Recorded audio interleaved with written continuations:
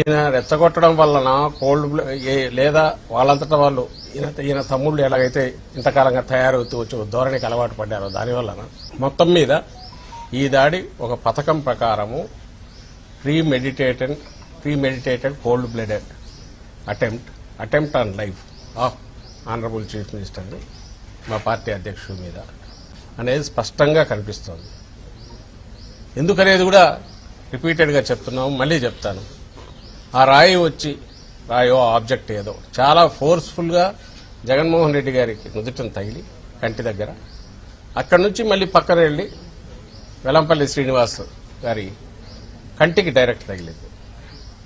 ఆయన కన్సూపు ఇంకా 48 hours observation అంటున్నారు, స్క్రాచెస్ ఉన్నాయంటున్నారు. ఆయనది ఇంకా అదృష్టం, ఎంత అదృష్టం అంటే కన్ను పోయేంత వరకు పోయి మళ్ళీ వెనక్కి వచ్చినంత అదృష్టం చూస్తే క్లియర్గా తెలుస్తుంది.